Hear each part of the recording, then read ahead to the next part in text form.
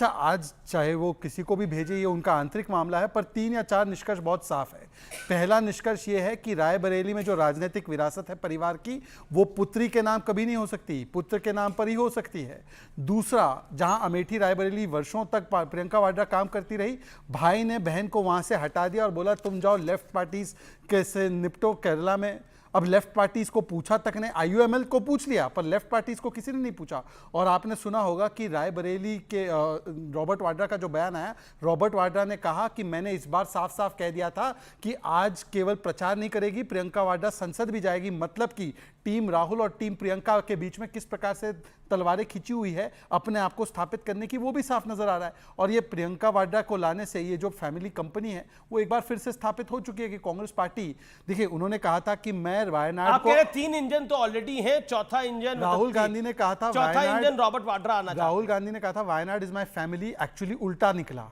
My family only in Wayanad, my family only in Raebareli, my family only in Amethi.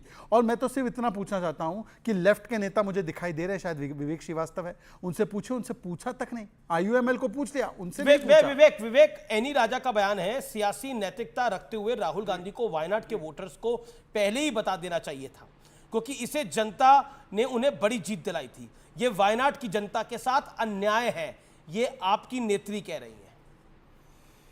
अन्याय कर रहे हैं राहुल गांधी। एनी राजा ने हमारी नहीं, अब देखिए एनी राजा हमारी सीनियर नेता है, national federation of Indian women जो हमारा महिला मोर्चा है, one of the oldest women organisations in this country, उसकी वो जनरल सेक्रेटरी भी हैं और बहुत वरिष्ठ हैं।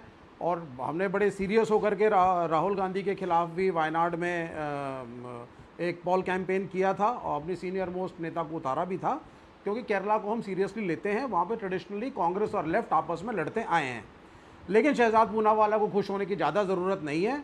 इंडिया गठबंधन इंटैक्ट रहेगा और इनकी नींद उड़ाता रहेगा, ये चाहे उसको 3 इंजन की बोलें, 4 इंजन बोलें, जो मर्जी बोलें। लेकिन वायनाड के अंदर और केरला के अंदर अगले साल असेंबली के इलेक्शंस भी हैं, कांग्रेस और लेफ्ट आपस में हम कंटेस्ट करेंगे और उसके बाद रिजल्ट आपके सामने रहेगा, जो भी होगा। नहीं, मैं समझ नहीं पा रहा आप कहना क्या चाह रहे हैं। उन्होंने कहा कि इंडी गठबंधन सलामत रहेगा।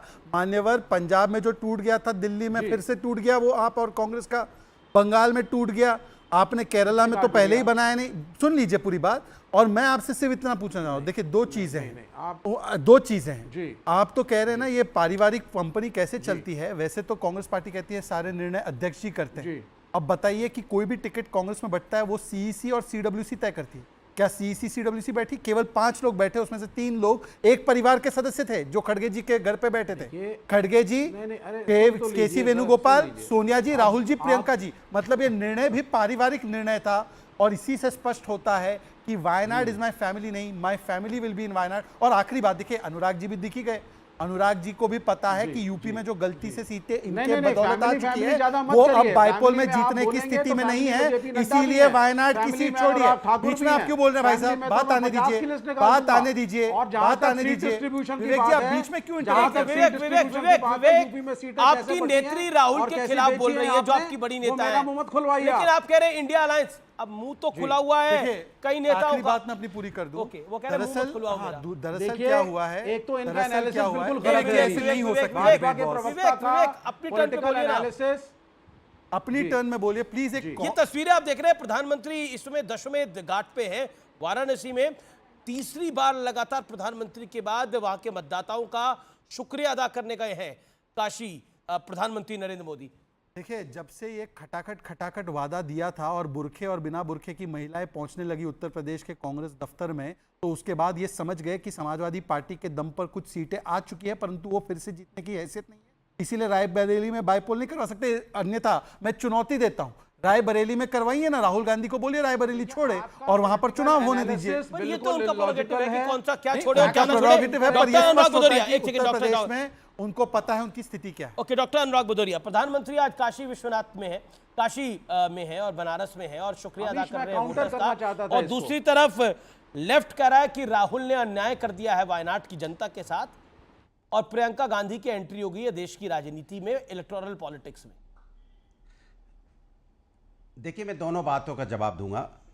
पहले मैं आदरणीय प्रधानमंत्री से आग्रह करूंगा कि आप बनारस में हैं, बनारस की गंगा में जिस तरह का पानी आ रहा है, पानी का स्तर एकदम कम होता चला जा रहा है और ऑक्सीजन खत्म हो रही है, जिससे जीव जंतु मरने की आशंका पैदा हो रही है। क्योंकि बनारस से कानपुर के बीच में 3 मिलीग्राम पर लीटर ऑक्सीजन रहती है पानी में, तभी वो पानी 5 से 6 मिलीग्राम लीटर रहता है। 1 लीटर में होता है 5 मिलीग्राम या 6 मिलीग्राम ऑक्सीजन, तभी समझो उनकी जीव जंतु सुरक्षित रहेंगे। अब 3 पे आ गया है। तो मेरा उनसे आग्रह है कि इस पे ज़्यादा बात करें, वरना बड़ा मुसीबत हो सकती है, क्योंकि पानी का जो जल प्रभाव एकदम गंगा माँ का कम हो गया है। तो मैं कहूँगा, उनसे आग्रह करूँगा कि हमारे जल में रहने वाले जीव जंतु, उनकी जीवन हमारे लिए बहुत प्रिय है, उनकी सुरक्षा के लिए कुछ कदम उठाएं तो ज़्यादा अच्छा है। दूसरी बात, जहाँ तक भारतीय जनता पार्टी का सवाल, देखिए बड़ा अजीब सा है। मुझे तो भारतीय जनता पार्टी का कोई प्रवक्ता इतना निष्ठुर, निर्दयी और इतना कठोर हो सकता है?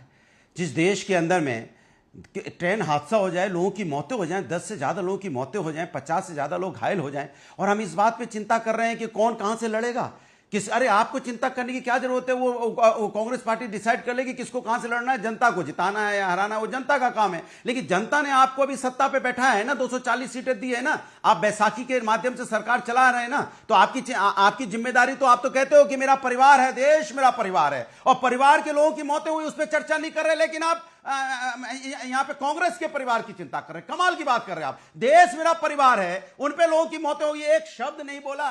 आप डिबेट शुरू होने के पहले आप बात कीजिए ना। आप पार्टियों की चिंता क्यों करते हो? आप चिंता कांग्रेस की कर रहे हो, समाजवादी की कर रहे हो, टीएमसी की कर रहे हो, सीपीआई की कर रहे हो। ठीक है, आपके परिवार के लोगों की मौतें हुई हैं, उनके बारे में कब चिंता होगी, जरा बता दें। इसके मतलब आप राजनीति करते हो देश की जनता के साथ। राजनीति करते हैं, शहजाद जवाब देंगे। तहसीन पूनावाला भी है और प्रियंका गांधी वाड्रा, क्योंकि उनकी रिलेटिव भी लगती है, तो मुझे उनके पास जाना भी पड़ेगा। ओके, शहजाद।